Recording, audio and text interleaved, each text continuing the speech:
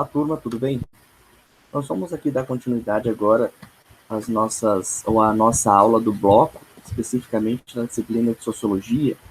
Vocês sabem que nós tivemos poucas aulas de Sociologia do bloco, uma porque a gente intercala uma semana Filosofia, outra semana Sociologia, e por outro motivo também foi o fato da pandemia ter nos colocado numa situação diferenciada, inédita, e nós tivemos um bom tempo agora, ficamos um bom tempo sem aula, melhor dizendo.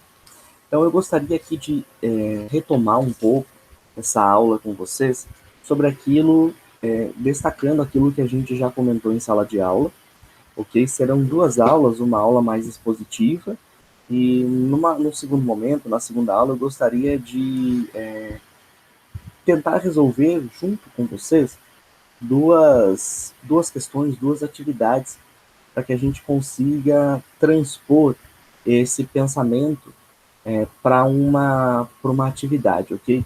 Mas mais importante do que conseguir fazer a atividade propriamente é fazer com que essas aulas aqui, sobretudo as aulas dos blocos, né, levem vocês, instiguem vocês a um tipo de saber, a um tipo de curiosidade, a um tipo de conhecimento que possa servir a vocês na vida pessoal, na vida laboral de vocês, enfim. A gente sabe que o bloco tem uma dinâmica toda especial, toda própria. Eu acho que vocês devem recordar que as nossas aulas dos blocos de sociologia, a proposta inicial foi que nós começássemos a trabalhar um pensador francês chamado Étienne de la Boétie. Eu passei para vocês um vídeo, um introdutório acerca do pensamento do La Boétie, da professora da USP, Marilena Chaui, vocês devem estar lembrados. Eu posso também disponibilizar para vocês à medida que isso for preciso. E o Étienne de la Boétie, ele escreve um panfleto à sua época, cujo título é O Discurso sobre a Servidão Voluntária.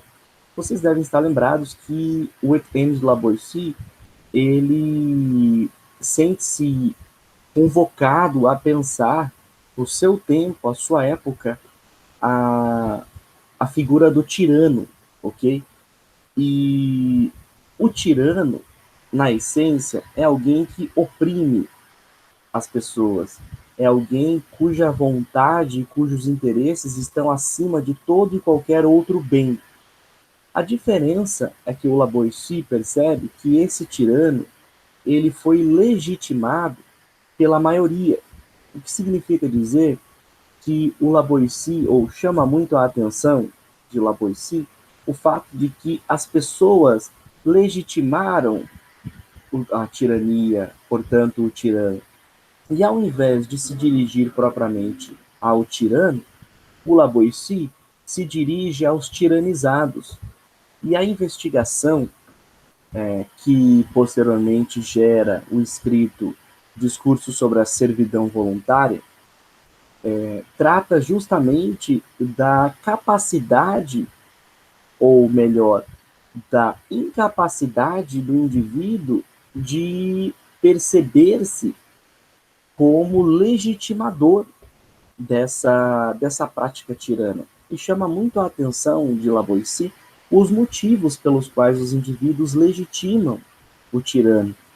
E a conclusão dele, nós refletimos sobre isso em sala de aula, é porque, e isso é muito trágico, cada um de nós, como se fôssemos tiranetes desse grande tirano, legitimamos isso à medida em que isso passa a fazer sentido para nós, à medida em que nós também nos tornamos pequenos tiranos.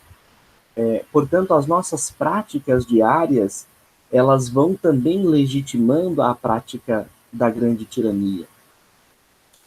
Pois bem, então nós falamos basicamente sobre o Étienne de la Boétie. Talvez eu tenha iniciado com vocês, nas nossas aulas presenciais, algumas discussões ou alguma indicação acerca da democracia. Eu acredito que sim. Por que a democracia estará agora no nosso horizonte. Nós começamos com o Weekend La Boétie, falando sobre o tirano e o papel da tirania. Todo e qualquer tirano, seja ele um tirano cuja visibilidade ela é muito perceptível, isto é, um grande legislador, ou seja, sejamos nós esses tiranetes, toda e qualquer tirania é um grande problema e uma grande afronta e um grande enfraquecimento àquela que se consolida como a melhor forma de governo. Eu estou falando da democracia. Então, se vocês observarem aqui, pegando um trecho de um grande sociólogo chamado Anthony Giddens, acerca do verbete tirania, nós temos um trecho aqui grifado e eu gostaria de ler para vocês. Desculpa, democracia, acerca do verbete democracia, ok? Não tirania. E democracia, obviamente, essa democracia moderna, porque a gente sabe que democracia é uma palavra grega, tem toda uma história por trás da democracia. Demos, povo, kratia, poder, governo, governo do povo.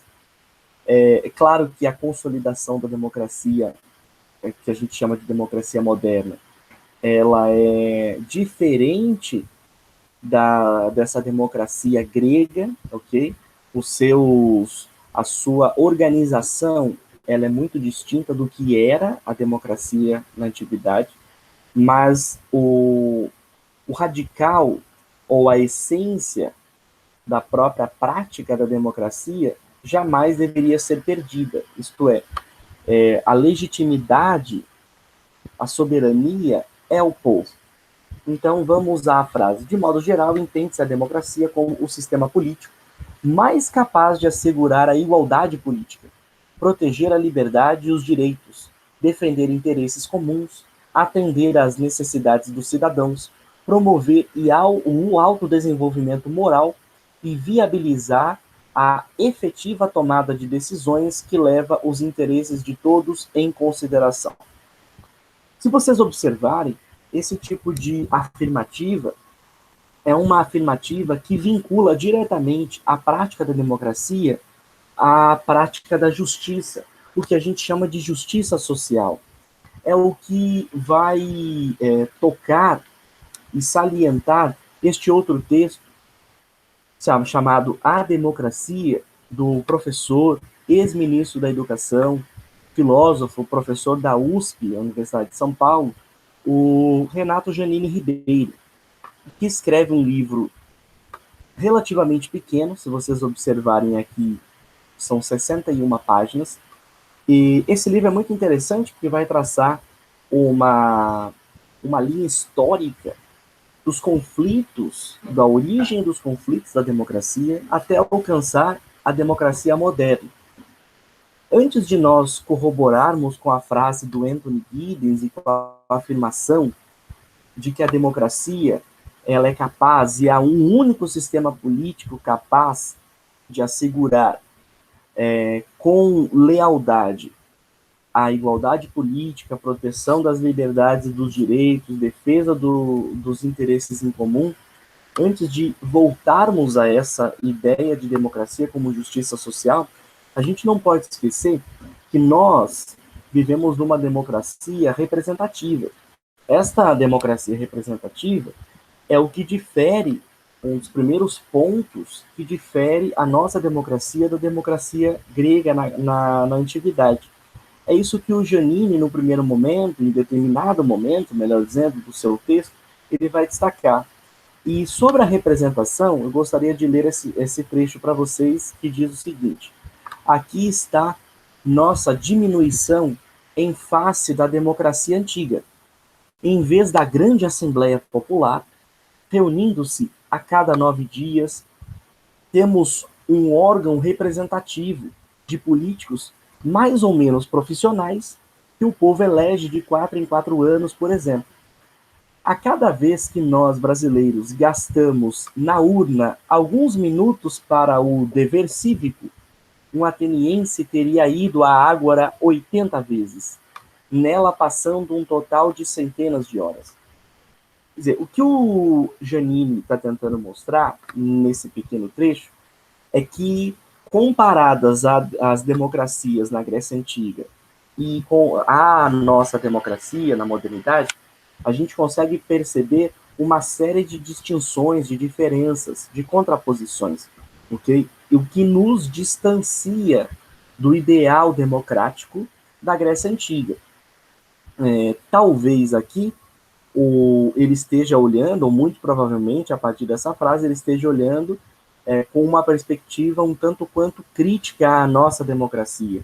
Quando nós elegemos políticos que seriam mais ou menos profissionais, isto é, que fazem uma certa carreira dentro da política, como se a política fosse uma profissão. O próprio fato de nós elegermos os nossos representantes em poucos minutos, de 4 em 4 anos, representaria, a partir dessa visão crítica, um certo descaso diante do bem público e diante da própria essência da democracia, ok? É uma perspectiva. E um outro ponto interessante aqui é como se essa prática de ir até a urna de 4 em 4 anos fosse o nosso maior dever cívico, enquanto, em comparação com os atenienses, o dever cívico era contrariamente a apenas ir e gastar um certo tempo de eleição, era a própria participação. Quer dizer, se vocês retomarem, ou à medida em que a gente retoma a leitura, sobretudo desse pequeno trecho, a gente consegue perceber um olhar crítico diante. Não, é claro que, dadas as proporções do tempo, isto é, Grécia Antiga e século XXI, nós percebemos a diferença aqui do modo como as pessoas, isto é, os gregos, antigamente, e nós, hoje, tomamos a essência da democracia. Não sei se parece a vocês isso, mas dá a impressão que nós repensamos uma outra espécie de essência democrática. E nesse repensar uma outra espécie de essência democrática, nós perdemos a verdadeira essência da democracia, que seria a participação. É isso que o Giannini ele destaca aqui para a gente em páginas posteriores, à medida em que ele vai vincular a democracia a uma questão social, ok? Aquilo que nós lemos anteriormente com o Anthony Giddens. A democracia, voltando ali, é a melhor forma, ou melhor sistema político e capaz de assegurar para a gente liberdade, igualdade, direitos, interesses em comuns e etc. Diante dessa perspectiva da democracia, dirá assim o Giannini, muito do que se leu até aqui pode ser encontrado em qualquer manual decente sobre a democracia. Ou seja, o que é democracia em termos muito técnicos, muito teóricos, inclusive históricos. Mas compliquemos as coisas com matéria nova. Pode-se pensar essa matéria em forma de teses. A primeira tese é o avanço da democracia moderna, ou do caráter democrático da política moderna, é provocado pelos direitos, não pela representação. Ou seja, a representação é importante, mas ela é o aporte negativo da modernidade à democracia, e o que faz a urna ser menos democrático que a praça ateniense. Já com os direitos, a coisa é diferente. Eles são o motor das reivindicações. Por meio deles se exprime a pressão popular sobre o poder. Vejam só, vocês entendem da mesma forma como eu entendo? Isto é, o Giannini, em determinado momento do texto, ele argumenta o seguinte: falar sobre democracia a partir de um manual é importante, só que é muito pouco, à medida em que este manual ele estaria preso numa certa convenção conceitual do que seja ou não democracia. Agora, olhando a democracia não meramente como um manual teórico, mas como um valor, a democracia como um valor, ela deixa de ser meramente tomada como representação, ok? Como um ideal político de representação, e a democracia se torna uma luta pelos direitos, uma luta pela justiça, uma luta pelo bem comum, por uma justiça social. E aí o Janine dizer que a representação, se ela é importante, ela se torna o caráter negativo da democracia. Por quê? Porque na Grécia Antiga não havia representação, havia a participação. Hoje, nós delegamos a outros indivíduos que supostamente nós entendemos ser ou serem capazes, e muitas vezes não o são, e se tornam profissionais da política, como disse anteriormente, nós delegamos a esses indivíduos aquilo que, no fundo, nós deveríamos ser e fazer, ok? Em comparação com a Grécia Antiga, nós estamos muito mais distantes da essência da democracia do que outrora, ok? Então, o Janine está querendo dizer, especificamente, que o motor, a essência da democracia, não é a representatividade, não é ir simplesmente votar, mas o motor da democracia, a democracia como valor, a democracia como sentido de ser e como busca das pessoas, da sociedade, por manterem acesas à a democracia como motor de uma conquista social, de uma busca por uma sociedade melhor.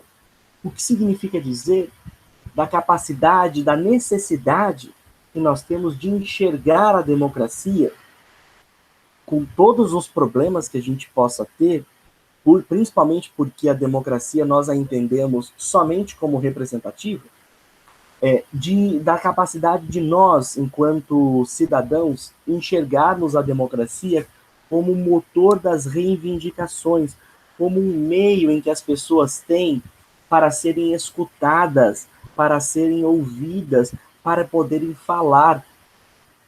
Isto é, para que as pessoas tenham vez e voz, uma vez que a democracia significa o poder do povo, a governança do povo, e não ao inverso, isto é, não é como característica primária ser uma representatividade, mas ser uma expressão direta da própria população, dos próprios cidadãos.